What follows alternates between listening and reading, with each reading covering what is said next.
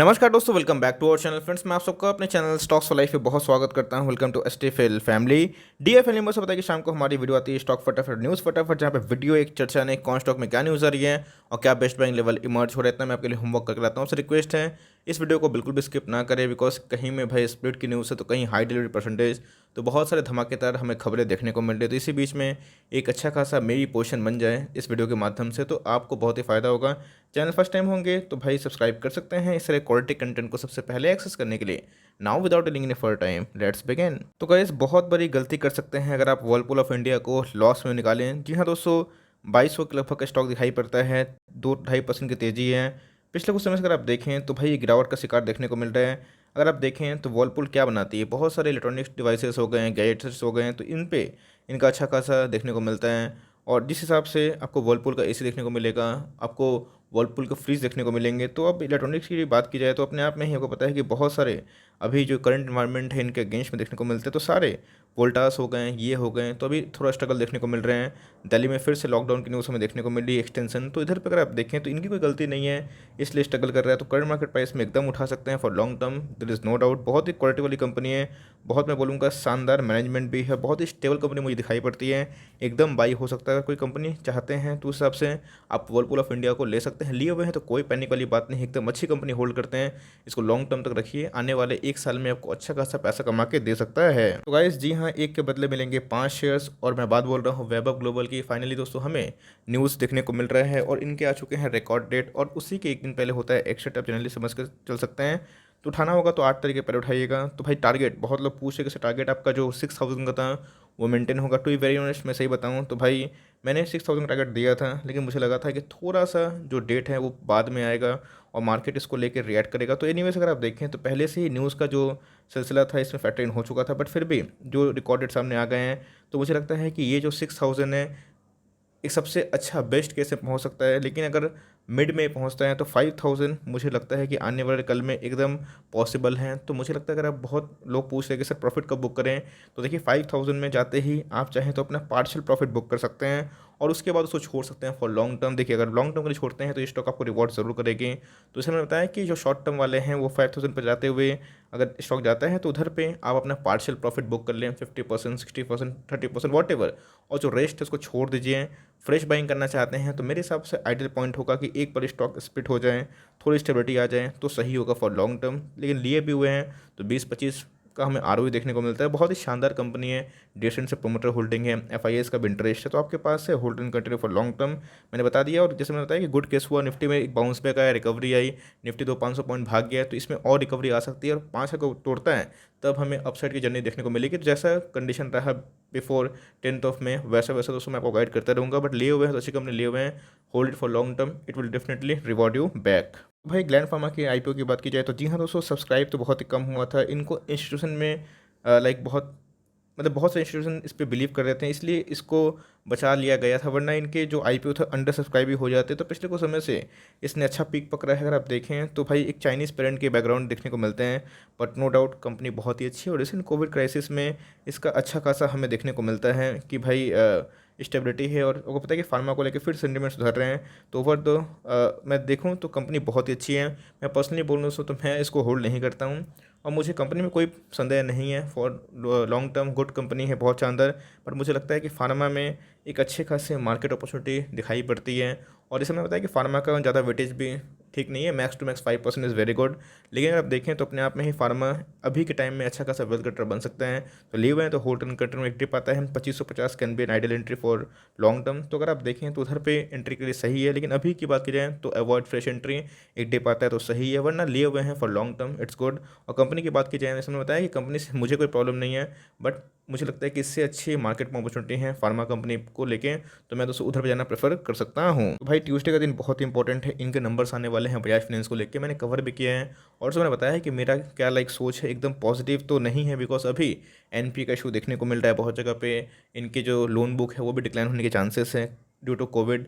तो इसीलिए थोड़ा सा करेक्शन देखने को मिला है। बट बजाज फिनसर्व इसके नेक्स्ट मीन्स वेडनेसडे नंबर्स देखने को मिलेंगे, दोनों साथ में चलने वाला स्टॉक है, बट फिर भी दोनों में अच्छा खासा हमें मार्जिन का डिफरेंस देखने को मिल रहा है।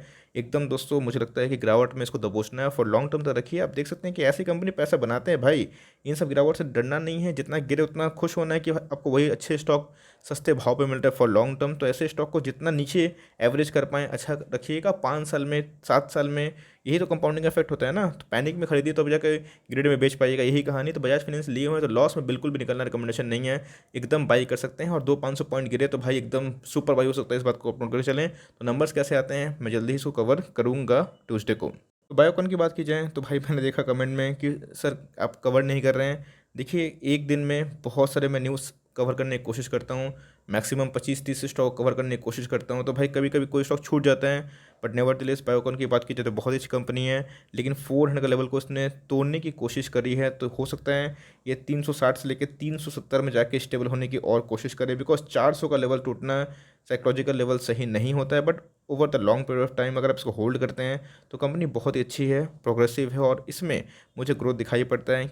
बीच में कुछ इशू की वजह से इसमें गिरावट का सिलसिला देखने को मिला, बट नो डाउट जैसे मैंने बताया कि 400 का लेवल टूट रहा है, तो आप समझ के चलिए कि 360 से लेकर 370 इनके अपकमिंग लेवल आ सकते हैं। अगर इसको सस्टेन नहीं कर पाता है तो ही मैं बोल रहा हूँ, तो उधर पे फॉर लॉन्ग टर्म अच्छा एकोमोडेशन है, इसको होल्ड एंड कंटिन्यू करिए, अच्छी कंपनी है, आपको रिवॉर्ड जरूर कर सकती है। जिलेट की बात की जाए, जी हाँ दोस्तों, जिलेट इंडिया लिमिटेड 5500 का स्टॉक दिखाई पड़ता है।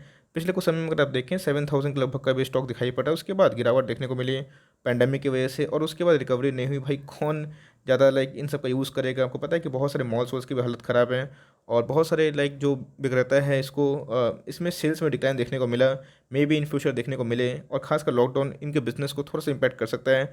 बट मेरे हिसाब से बहुत ही प्रॉमिसिंग कंपनी दिखाई पड़ती है, और हाँ जो लॉन्ग टर्म निवेशक है उनको बहुत ही अच्छा अपॉर्चुनिटी दे रही है फॉर एकोमोडेशन, जहाँ पे मुझे लगता है कि डाउन साइड अगर होगा तो मोर 400 से 500 पॉइंट है, लेकिन अपसाइड होगा दोस्तों 2000 पॉइंट है। आने वाले 1-2 साल में आपके पास है, होल्ड एंड कंटिन्यू बहुत ही अच्छी कंपनी है। बहुत मैंने कमेंट देखे कि सर IRFC को कवर करिए, तो जी हाँ भाई लो IRFC मैंने कवर किया। देखिए IRFC में कोई घबराने की बात नहीं है, रेलवे नहीं चलेंगे, फंक्शन नहीं होंगे। देखिए रेलवे का विकास होगा तो ये पैसा देंगे, सिंपल सा बात सोचिए। बहुत लोग पूछ रहे हैं कि सर IRFC में हमेशा वीडियो बनाइए, नहीं बना सकता बिकॉज और बहुत सारे न्यूज़ को कवर करना होता है। तो IRFC अपने आप में ही बहुत ही अच्छी कंपनी है, आप इस पर एक बार जाकर ग्रोथ देखिएगा, इनके डिविडेंड यील्ड भी बहुत अच्छे हैं। तो एक अच्छी कंपनी चाहते हैं जो सस्ते में मिले। तो जी हाँ दोस्तों, जनरली मैं इतने छोटे स्टॉक को कवर नहीं करता हूँ, बट ये कंपनी ख़राब नहीं है, बहुत ही मैं बोलूँगा प्रॉमिसिंग कंपनी है। 21 के लगभग दिखाई पड़ती है, over the long period of time 26 से ये 21 हो चुका है। तो भाई बहुत ही शानदार बात है, आपको अच्छा स्टॉक सस्ते में मिल रहा है। लेकिन याद रखिएगा, सब पूछते सर कब भागेगा, है ना। तो भागेगा तभी जब रेलवे में सारे काम काज शुरू हो जाएंगे, कोरोना बढ़ेगा तो रेलवे को इम्पैक्ट होंगे, रेलवे की लाइक सुधार होगा, रेलवे को एक्सपेंशन के लिए पैसे चाहिए होंगे तो ये देंगे ना। और जितना रेलवे को पैसे देंगे उतना दोस्तों इनका ब्याज बढ़ेगा, उतना इनके रेवेन्यू बढ़ेंगे, इनके प्रॉफिट बढ़ेंगे। तो ये रेलवे के एक्सपेंशन के ऊपर डिपेंड करता है। तो कोरोना को जाने दीजिए तो ज़रूर होगा। तो 1-2 महीने के लिए मत सोचिए भाई, इसको 5 साल 7 साल के लिए सोचिए ना, क्या दिक्कत है। आप कंपनी पे निवेश करिए, आपको फेथ रहेगा। इनके डिविडेंड यील्ड अगर आप देखें दोस्तों तो हमें बहुत ही अच्छी दिखाई पड़ते हैं, 10% के लगभग, मतलब आम के आम और गुठलियों के दाम। तो यस, जो डिविडेंड यील्ड देते हैं बढ़िया, तो उनमें ग्रोथ थोड़ी सी लैगिंग होती है। बट कंपनी में जैसे मैंने बताया कि अगर आपको लगता है कि इंडियन रेलवे सही कर सकते हैं तो जा सकते हैं, आपको हर साल 10% का डिविडेंड यील्ड मिलेगा, और जितने निचले भाव पे लिए तो आपका यील्ड बढ़ जाएगा। तो एकदम स्ट्रॉन्ग रिकमेंडेशन है, चाहें तो फॉर लॉन्ग टर्म खरीद सकते हैं करंट मार्केट प्राइस में, लेकिन अपने वेल्थ का 2-2.5% से ज़्यादा मत खरीदिएगा। और अगर आपको डाउट होता है इस कंपनी पे तो एक बार Q4 के नंबर्स देख लीजिए, आपको सेटिस्फाई करते हैं तो जा सकते हैं, अदरवाइज इसको इग्नोर भी कर सकते हैं। टाटा एल्क्सी की बात की जाए, जी हाँ दोस्तों, एकदम रोबस्ट हमें नंबर देखने को मिलते हैं।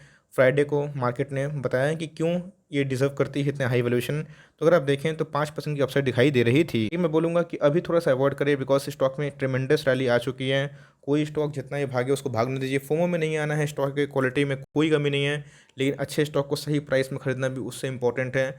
10 स्टॉक खरीदने हैं तो SIP कर सकते हैं, बट मैं बोलूँगा कि अभी थोड़ा वेट एंड वॉच करें, कम से कम 10 से 15 दिन रुक जाएँ। उसके बाद स्टॉक में जब सब कुछ ठंडा हो जाएगा तो अपकमिंग क्वार्टर के लिए चाहे तो पोजीशन बना सकते हैं फॉर लॉन्ग टर्म।